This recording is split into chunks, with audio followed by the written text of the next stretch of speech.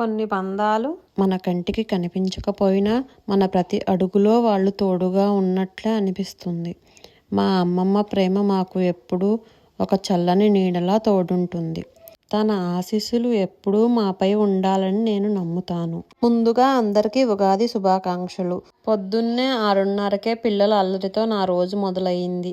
ఖుషి చూడండి, ఏడుపు మొహం పెట్టుకొని కూర్చుంది ఒంట్లో బాగోలేదని. వీడేమో నాతో ఆడమని గొడవ. ఇల్లు క్లీన్ చేసి అంతా ఫ్రెష్ అయ్యి వచ్చేసరికి టైం 7:20 అయిపోయింది. ఇక ఏమాత్రం ఆలస్యం చేయకుండా ఉరుకులు పరుగుల మీద చక్కెర పొంగలి, గారెలు, పులిహోర, దద్దోజనం, ఉగాది పచ్చడి అన్నీ రెడీ చేశాను. ఈ రైస్ కుక్ అయ్యేలోపు దేవుడి ఫోటోలను తుడిచి బొట్లు పెట్టుకున్నాను. పిల్లలకి స్నానాలు చేపించి రెడీ చేశాను.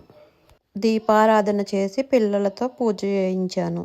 ఈలోపు అన్నం ఉడికిపోయింది.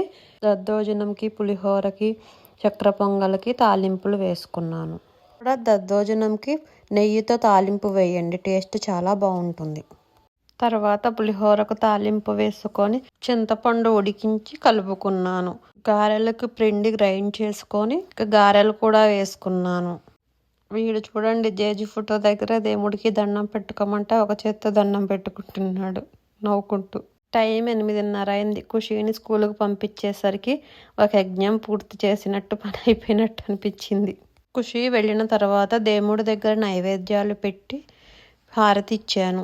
తర్వాత పెద్దవాళ్ళకు బట్టలు పెట్టుకుంటారు కాబట్టి మా అమ్మమ్మ ఫోటో నా దగ్గర లేదు. కాకపోతే నేను ఇలా ట్యాబ్లో ఫోటో పెట్టుకొని పూజ చేసుకున్నాను, బట్టలు ప్రసాదాలు పెట్టి. మీకు ఈ వీడియో ఎలా అనిపించింది ఫ్రెండ్స్? వీడియో నచ్చితే like, share, subscribe. Thank you for watching.